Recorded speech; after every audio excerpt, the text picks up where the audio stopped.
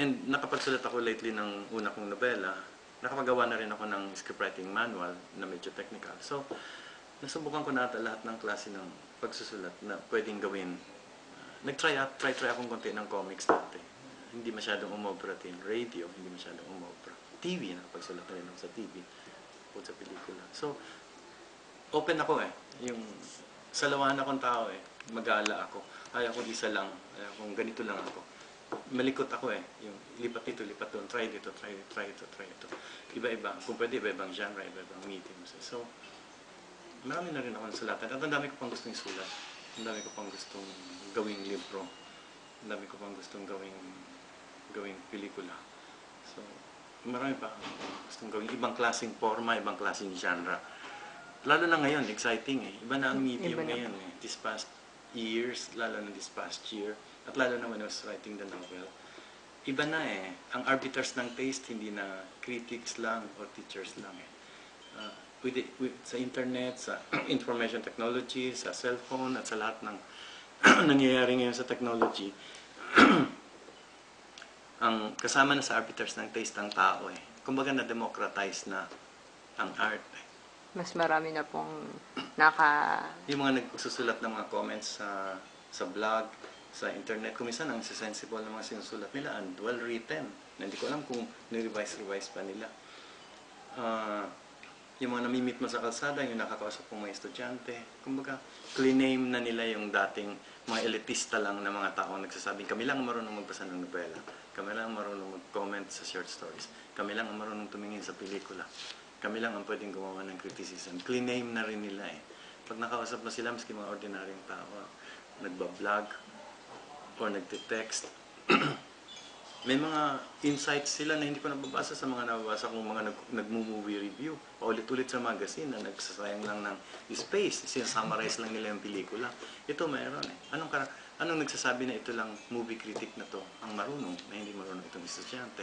So kumbaga na-democratize na. Dahil sa hindi na yung power ng printed page, lumawak na Nasa internet at lahat na, at nasa text na, at nasa cellphone na, at nasa chat na, at nasa blogs and websites. So, nagkaroon ng bagong power. Kung gaya sa pelikula, pati mga indie filmmakers, maski sino pwedeng humawak ng video cam, na-democratize na that way. So, nagbabago yung climate. At na-excite ako na may ganung pagbabago. Sa Japan, ang bestsellers nila, nasa cellphone binabasa yung novel. Bagong form sila ng novel. Nasa cellphone binabasa. And may Kindle ka na, may e-book ka na, and so on. Yung electronic, di ba? So, nabago ng mga paraan ng pagbabasa, nabago ng paraan ng pag-appreciate. So, exciting. Naglalabas ako ng unang nobela ko sa isang panahon na iba na ang klase, ang pagsusulat at pagbabasa ng nobela. And ako, sabi ko, makati akong tao. Mag-aala ako. Ayaw ko ng ganito lang na nakakahon. Ayaw ko na dyan lang. Ayaw ko na may nagawa akong maganda na, uulit-ulitin ko lang yon na gawin. Gusto ko bago. So, bilang writer, excited ako lalo ngayon. Whether pelikula man, or fiction man, or play, may ginagawa akong play ngayon. Bumalik na ako sa pagsulat ng pelikula after 3 years na nag-hibernate ako. I'm finishing my next novel. It's a very exciting period for me as a writer.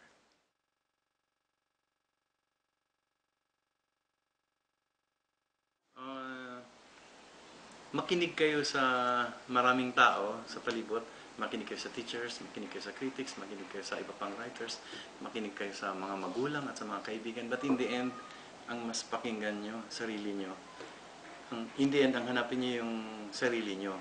Kasi, hindi nyo pwedeng sabing magiging another Ricky Lee ako, another Luwalhati Bautista, another Pete Lacaba. Kasi there's only one Pete Lacaba in the entire world. Lahat ng DNA at etc. at lipid at dugo at cells and so on na nag-combine, si Pete lang yun Walang uulit na Pete Lacaba at all, never. And pag nagsulat kang para si Pete Lacaba, you will never be as good as him. If you become better than him, then you're no longer Pete Lacaba. So there's no way, it's useless na mangarap na maging Pete Lacaba o Ricky Lee. Diba? Ang hanapin mo yung pinaka-unique na sarili mo kasi ikaw lang sa buong mundo ang ganun. So kung naman ang lumabas na galing doon sa uniqueness na yon, ikaw lang ang kaya maglabas ng ganun. Kaya kami manunood dahil doon sa uniqueness na yon. Pero mahirap hanapin yun. Kasi na-impluwensya na tayo ng kung ano ng mga nasa palibot at mga Opo. napanood at mga nabasa at Hollywood and etc. at iba-ibang taste. Sino ba magsasabi kung anong maganda, anong hindi, anong masarap, anong hindi? Hindi yan, ikaw eh. So, hanapin mo yung unique self na yun, and then pag nahanap mo yun, gawin mo yung gusto mong gawing isulat based doon sa unique self na yun. And even if may magsabing hindi maganda, even if may magsabing hindi pangit, ay hindi accessible sa iba o hindi sila makarelate, ayusin mo ng ayusin based sa sarili mong unique self, pero huwag mong i-compromise yun. Huwag mong i-compromise. Dahil, yun lang ang dahilan kaya ka babasahin. Hindi ka babasahin dahil nagaya mo yung ibang writers. Yun lang. So, ako, hanapin mo yung unique self mo, i-nurture mo yun, and then magsulat ka mula doon sa unique self na yun, regardless of ano nga maging comments sa mga kaibigan mo at teachers. Dahil yun lang ang dahilan kaya ka magsusulat, dahil dun sa uniqueness mo yun. Sabihin mo, hi, Opo. Bim, kumusta?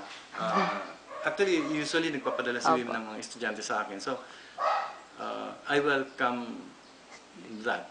Kasi matagal akong tumihil magturo eh. So, chance sa akin na Yung mga- mahila in this direction and in that direction. Ang writer dapat nahihila in all directions. Kasi otherwise you'll get stagnant. Nakatayo ka lang sa isang lugar. Hindi gumagalaw. So, it helps na nahihila ka dito, nahihila ka doon, nahihila ka sa east, sa west, and so on. At mga estudyante ang isa sa mga magandang tagahila. Kasi mapupulba ka niya, down to earth, o kung ano man. So, magandang tagahila. And so, wina-welcome ko yung oportunidad na may mga estudyante mag-interview. At si Wim, isa sa mga madalas magpadala na mag-interview. Maski mahirap akong gilapin para interview him. But it helps me also as a writer.